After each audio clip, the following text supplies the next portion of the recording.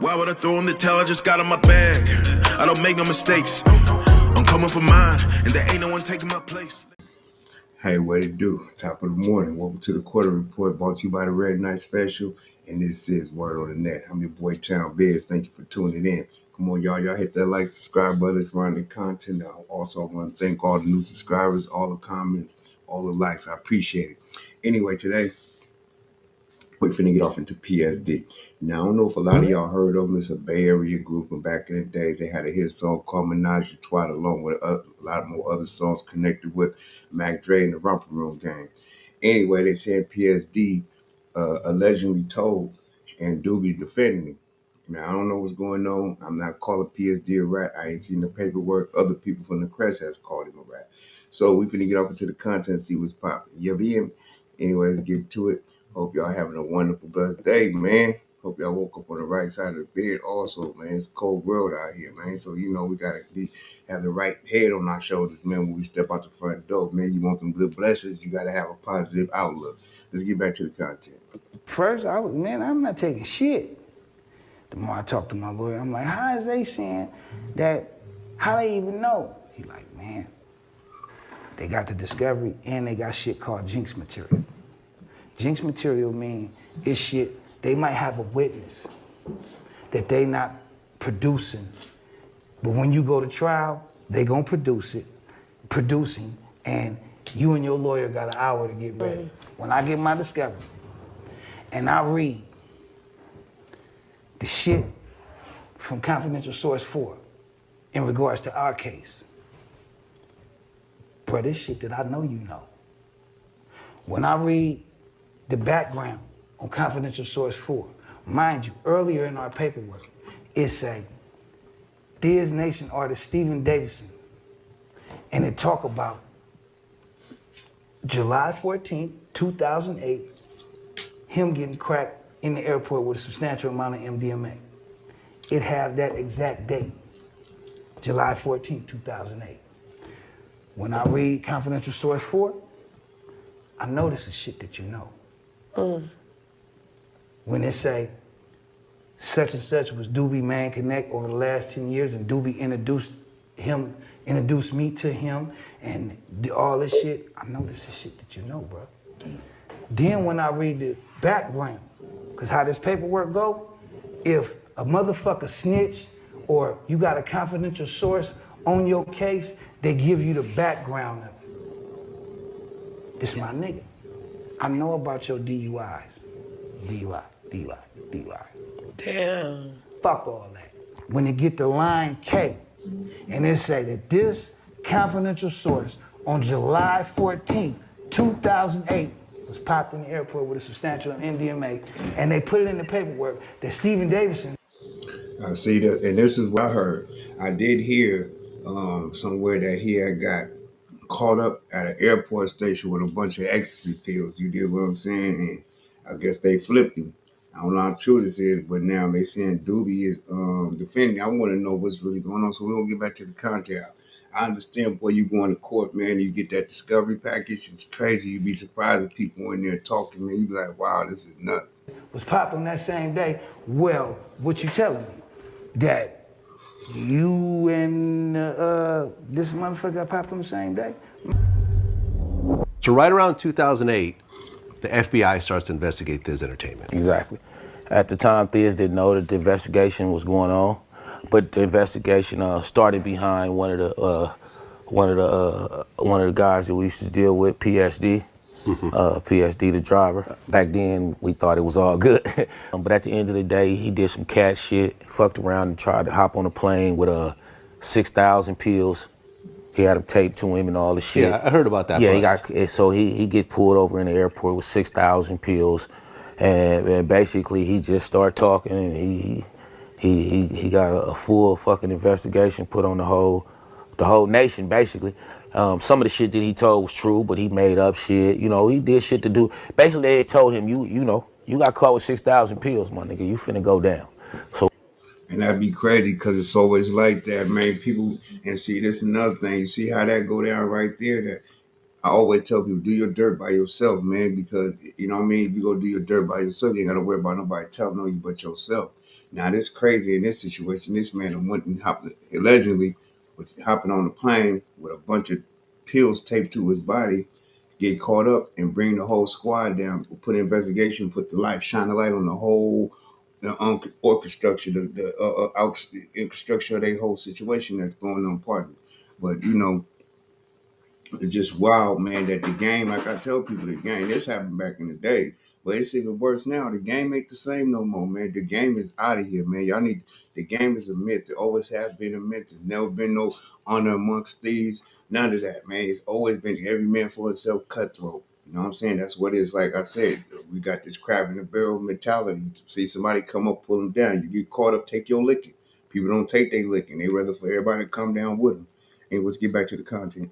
What you need to do is you need to get enough information to get you on the street. So, you know, some people, you know, they gonna take that, you know. So this nigga, for some reason, he jumped on the other side of the fence and he decided to deal with them people when he got an investigation started. Because there's too much good shit you can say about me. I'm saying that's part of the game. We signed up for it. You know, I'm alright with it. But, you know what I'm saying? I can't act like it don't bother me.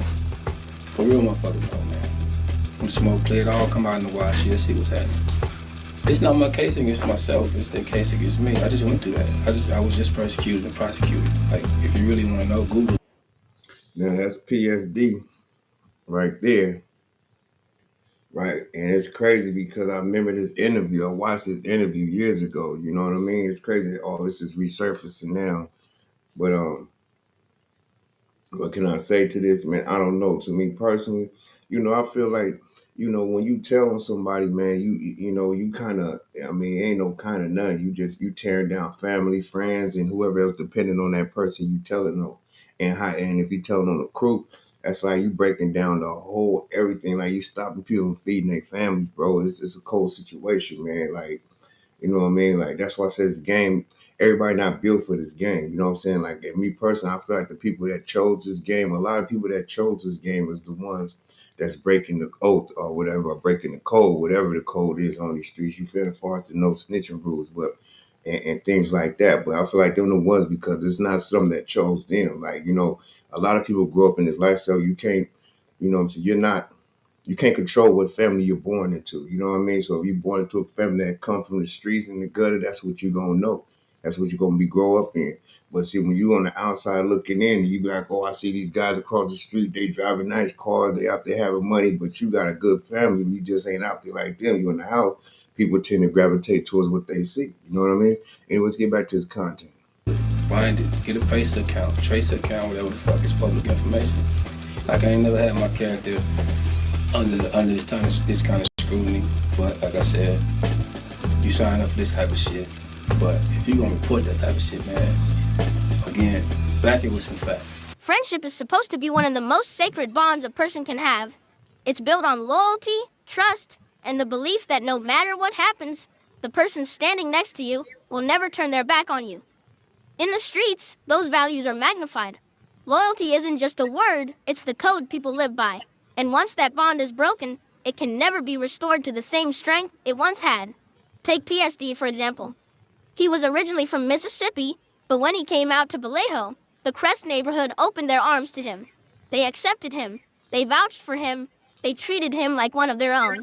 And that kind of acceptance doesn't come easy, because in neighborhoods like the Crest, people don't just hand out trust. You have to earn it day by day, showing that you're solid, showing that you're reliable. PSD had that, or at least everyone. One thing I can tell you, man, to keep it real with you, man, like I used to be in Vallejo, right? So I know a lot more than what a lot of people, you know, might think. You know what I mean? So, you know, I got a homeboy from the Crest named Quarter Key, man. He rest in peace. You know what I mean? And you know, that was my little young homie, man. He was a sav, man. You feel me? So the one thing I can say, them Crest boys get it popping, man. I gotta say that, man. But I say that about all Vallejo do, not every last Vallejo do, but that's like everywhere you go in any city, in any state, you gonna have a crew that get it popping. You have a crew that ain't even with the nonsense. But one thing I can say about Vallejo cats, man, it's a lot of cats that be with, you know what I'm saying? They be with the shit, you know what I mean? So, you know, for this guy to be done told on a lot of these dudes, man. You know, it's crazy, man, because there's no consequences no more. You know what I mean? Like, and I'm not wishing no negative energy on nobody. I'm not trying to say go bust a person head if they snitch. But what I'm saying is, back in the days, boy, when you snitches called stitches, man. A lot of them didn't make it, man. You know what I'm saying? Nowadays, it's like you snitch up on the internet, tell the world you snitching, you blow up. You know what I'm saying? That's what it seemed like. And that ain't no shots at nobody. I'm just saying. Let's get back to the content. Thought he did. Now here's where the line between friendship and betrayal comes in. When you're caught up in a situation, there's a difference between being locked up with co-defendants and deciding to cut a deal because everyone's fate is tied together. That doesn't make it right, but at least it's understandable. But PSD wasn't caught up with a crew. He wasn't with 10 other people facing the same charge. He was by himself. And yet, instead of standing tall and holding his own weight, he threw others under the bus just to save himself. I just said that a few minutes ago. Like, it's best to do your dirt by yourself. But what he messed up here when the cat get caught up for his own crime by himself, and then you get knocked off and you trying to bring everybody else down with you, man. That ain't cool, man. You know what I'm saying? Like, you know what I mean? But I guess with this generation that we living in, man, it's kind of weird, man. That's why this generation ain't living, because they ain't following. And not, like I say, it ain't really you know, it's true. The streets is a myth. I will say that. You know what I'm saying? It's a lot of backstab and betrayal going in the street. But as a man with dignity and honor, man, you got to still stand 10 toes down on what you believe in. Once you jump in the game, you can't worry about what somebody else is doing or how they going to stand up. You got to make sure you stand up. It's a lot of cases where guys in court cases, 2 or 3 guys go to prison, go to jail, going to court. One guy don't say nothing. He don't even open his mouth and say he don't know, he wasn't there. Everybody else talking, pointing the finger. The guy who don't say nothing end up getting the less time, or he end up walking. That's why it's important, y'all, when they say when you walk in them interrogation rooms, don't say nothing. So when they ask you, I want my lawyer, conversation. Just say back in the day. See, back in the day when you go in the interrogation room, see, a lot of you youngsters don't know about this because y'all too young. Y'all talking all this gangster stuff now because y'all going in these interrogation rooms and you say, oh, I want a lawyer, boom, and the conversation stuff. I remember back in the days, bro, when you went in that interrogation room, they want you to talk, boy, they would beat you with a telephone book, punch you in your face, they would punch you in your ribs, anything just to get you to talk. There were no cameras in the room. They had a tape recorder. They had a tape recorder set in front of you.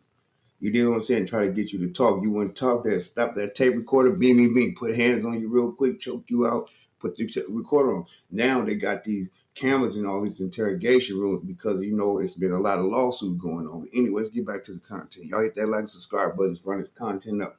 I'm at 300 some subscribers. I'm trying to hit the 500 subscribers. You know, I'm a small content creator, but I'm on the verge of coming up, man. With y'all love, support, and help, man, I can get there, man.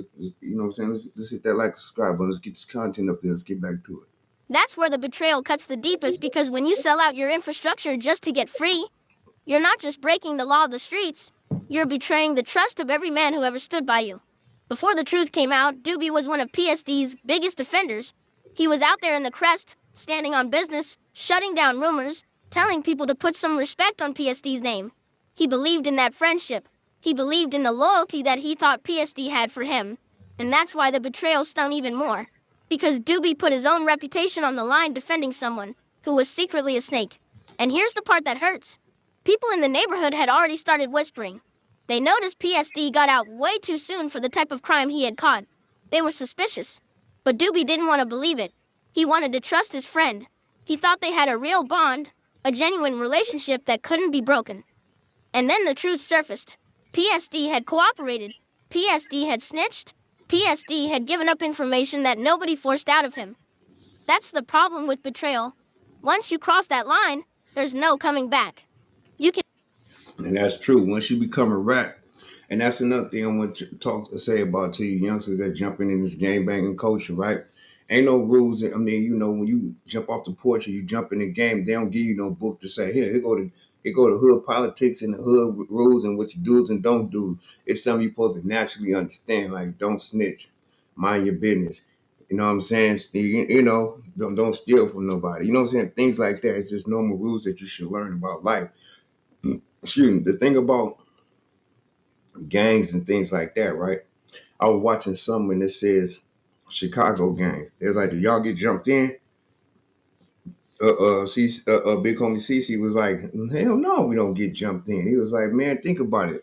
If I want you a part of my hood and I claim I love you as a brotherhood, why would I want to hurt you and beat you up and do all that? Which I get it, which is real.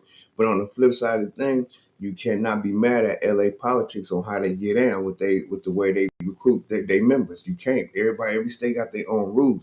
But what I will say is, for Chicago not to be a city that jump you in and do all that other stuff, you just get embraced by the love. They put in a lot of work in Chicago. It's a lot of hats being, people catching a lot of hats out there in Chicago. You dig what I'm saying? People catch a lot of hats in LA too, but I'm just saying the politics is different. You know what I mean? But I don't knock them for how they do it, as far as their recruiting is. But you can't tell somebody solid based on the fact that you jumped in it, because they maintain. Some people like to fight. Some people understand a fight with the homies ain't nothing. You know what I'm saying? Okay, that's not this everyday thing. We have a scrap and get back to it. But it's under pressure when you're in that interrogation room, when you don't roll with your homeboys and you caught that body. You know what I'm saying? Or you get caught on the highway when you got 3-4 keys in your truck. It's that pressure that busts pipes right there. It's that pressure what makes a man a man. It's that pressure right there what separates integrity from a sucker. You know what I'm saying? Somebody who stand on principle to somebody who's been in fold. You know what I mean? So y'all got to be careful when y'all jumping in these games. You know what I'm saying? And pay attention to your surroundings when you in this game. Make sure you build for this, man. Because a lot of you cats ain't built for this, man. Y'all get under that pressure. Y'all don't even be in the police car 10 minutes. Y'all already be, hey, wait a minute, what's going on, man? Such and such was with me. You know what I mean? So come on, man. Y'all got to, you know what I mean? I think the game is over, man. Y'all need to let it go, period. The street life is dead, man. It's done and over with, y'all. Let's get back to it, though. You can repair almost anything in this world. You can fix a broken car. You can patch up a leaky roof. You can even rebuild a friendship after small disagreements. But once you break trust, once you expose yourself as someone willing to throw others under the bus, No get back. No get back from that. Once you become a rat, you're a certified rat forever. You can't go back to your hood. Some people still go to their hood. I'm gonna be honest with you, man. The ratting thing, the way they put this light on this ratting thing, it's really overrated, man. Because in every single hood around America, you got at least 2 or 3 rats. I don't care. Even the guys that's right around putting in work, please believe you got a rat in your circle, and any information. He might not go with you on certain hits, but he know about certain hits that you're involved in due to the conversation of being around before and after. And they're going to use that to his advantage if he wasn't in the car and didn't participate. But, you're guilty by association. So if you need to get yourself up out of the mix, they're going to use that information. that bond is dead forever. And in street culture, that's not just about friendship. That's about survival. Because when one man folds, it puts everyone else in jeopardy. It means the infrastructure that people built through years of risk and sacrifice can crumble in an instant. All To put it in layman's terms, cut the horse head off, the body's going to drop. because one person wanted to save their own skin. That's why betrayal hurts more than the time you serve or the charges you face. It's deeper than just being labeled a snitch. It's about disrespecting the people who believed in you, who vouched for you, who defended your name. And when Doobie found out that PSD wasn't solid, that everything he stood for was a lie, it didn't just make him angry. It made him question the very idea of friendship. Because if the person you thought was your brother turns out to be your enemy, then what does loyalty really mean? At the end of the day, this situation is a lesson for everybody. Friendships and bonds should never be taken for granted. When people trust you, that's But see, this the problem with people, right? The problem is, right, when everybody's making money, see, you got to understand these dudes be running around doing a lot of things, getting a lot of bread together. You know what I'm saying? So when you making money, it's all fun and games. Everything's good when you making money, man. You know what I'm saying? We the best of friends. We get into the bad. We smoking, drinking, hanging out. Everybody pockets on lump. Yeah, we having fun. You know what I'm saying? It's easy to say that's my homeboy. We chilling. That's my boy right there. You got to know what a friend is before you start calling people your friend. You know what I'm saying? You have a lot of people pretend to be friends. A lot of people might be scared of you, so they tag along with you because you protect them just by your image or you being around them. You know what I'm saying? So we got to understand, we got to separate these levels of what we call friends, because people Just because you associate with somebody don't mean that you friends with them. Just because you make money with somebody don't mean that you friends with. There's a lot of business people there's a lot of people in business together that they're not friends, they just business partners. You feel me? So y'all gotta separate the two. And that's what be happening. People get to making money together, talking, going to talk about good time, bad time, whatever they're going through, and all of a sudden now they friends. When the heat come on, throw him under the bus. That's what they do. They're gonna throw the closest person to under the bus. And it's sad, but this is what we deal with. Betrayal happens all the time. We done seen it with the mafia, we done seen it with Young Gotti, we done seen it with all these different entities of gangsters and people getting to the bag that will bring them down every time. The stool pigeons. You know what I mean? So let's get back to it. It's the highest form of currency you can ever hold. It's worth more than money, more than jewelry, more than status. But once you break it, you can't buy it back. You can't fake it, and you can't rebuild it. PSD's story shows the danger of selfishness, the consequences of betrayal, and the pain that comes when trust is lost. Loyalty is everything. Without it, friendships collapse, reputations shatter, and the foundation of entire neighborhoods is weakened. So the question remains, what's more important to you, standing tall and keeping your integrity, or saving yourself at the cost of betraying everyone who ever believed in you? Because as PSD showed us, once you make the wrong choice, you can never go back. What happened with PSD isn't just a story about one man making a bad choice. It's a reminder of how fragile trust really is and how easily loyalty can be destroyed. We talk about friendship and bonds like they're unbreakable, but the truth is, they're only as strong as the actions behind them. Once somebody shows their hand and exposes themselves as willing to betray, there's no repairing. You see, and on the same token, man, y'all gotta pay attention to the red flags out there. You dig what I'm saying? Like, we deal with people and we'll see certain things, red flags, and we don't pick up on them. You know what I'm saying? We'll see it and question it like, oh, that was weird, but because you got love for that person, you'll just put it behind you. You want you to second guess it. You know what I'm saying? Until something big happened, then you be like, man, I should have paid attention all that time, man. I should have been paying attention, man. And it be like that though. I done been in situations like that. I caught a case before. I ain't gonna go too deep on it. I caught a case before somebody ended up getting hit. And when I got my discovery package, you feel me? It was people that gave statements that I would have put my life on the line that they wouldn't have said nothing. You did what I'm saying? I would have put my life on the line saying that they wouldn't even spoke on the situation. And these was some reputable OG cats. You know what I'm saying? So from that situation, forward from that situation and moving on forward from that, I never trusted nobody again. I never considered nobody no real friend. I always consider people associates because you're a friend when they're in need of you, when you valuable to them. When a person no longer need you, they don't no longer need a shoulder to lean on. They don't no longer need somebody that's going to, you know what I'm saying, give them words of encouragement, but they'll leave you to the side. Oh, we think about you. Hey, what's up, man? Yeah, I was just thinking about you. They don't call and check on you. They don't do none of that. You feel me? A real friend is somebody, no matter what they got going on, they're going to be like, let me check. Hey, man, what's happening with you? I ain't talked to you all week, man. What's going on? You straight? They going to check up on you once a week, twice a week. You know what I'm saying? They ain't got to be years and months to go by. If a person don't call and check on you but once a month, how do you know if you end up passing away a week or two from the last time you talked? You don't check me for 3-4 months, how you know if you passed away now?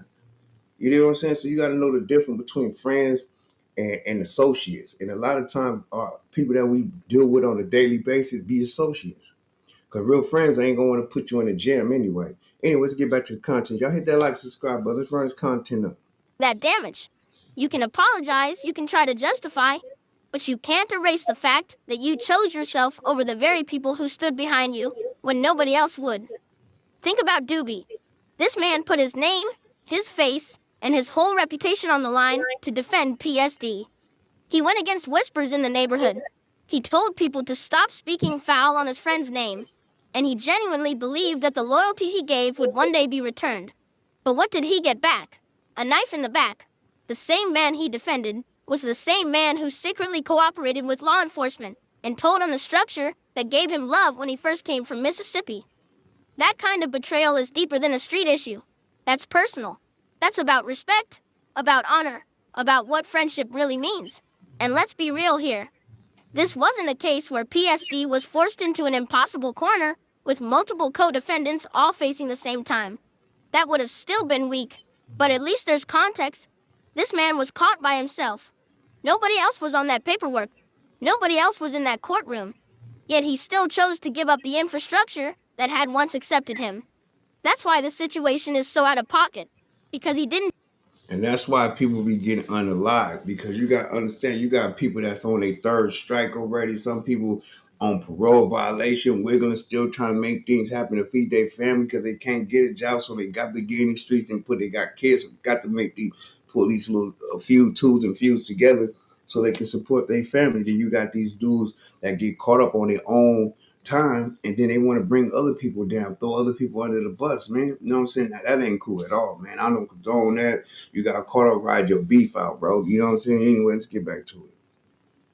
Just fold under pressure. He volunteered to betray. When you break that kind of bond, you don't just hurt one person. You poison the whole idea of loyalty. You make people start questioning everybody around them. You make homies start side-eyeing each other, wondering who's really solid and who's secretly waiting for their chance to trade loyalty for freedom. That's the ripple effect of betrayal. It doesn't just destroy one friendship. It creates paranoia, distrust, and division across an entire community. The sad part is, PSD could have stood tall. He could have taken his situation on the chin like a man. He could have proved that the crest accepting him wasn't a mistake. But instead, he chose the easy way out, the selfish way out. And in doing so, he erased all the goodwill, all the respect, and all the love he had once been given. That's the tragedy of betrayal. It only takes one moment of weakness to erase years of loyalty. And that's the lesson every... And that's real talk, man, because, I mean, you can be a stand-up dude your whole life, running around here, holding the hood down, putting in work for the hood, catching hats, doing whatever, and everybody said, oh, he a real one, he a real one. But that one time you tell on somebody, oh, man, he told him such and such.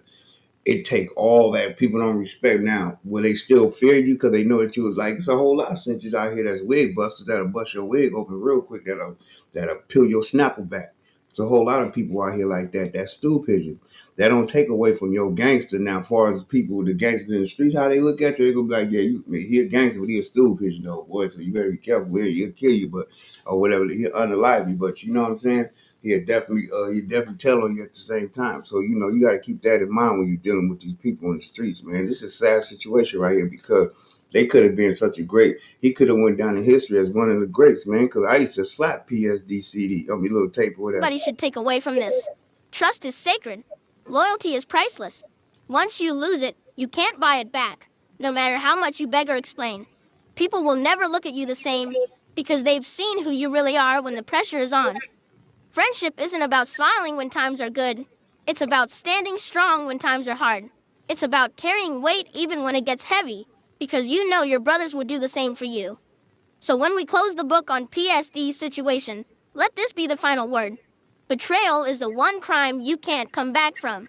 You can make mistakes, you can fall short, you can even beef with somebody and later make peace. But once you show that you'll tell on your people just to save yourself, you're finished. The streets won't forget it, your homies won't forgive it, and your name will forever carry that stain. Doobie's loyalty was pure.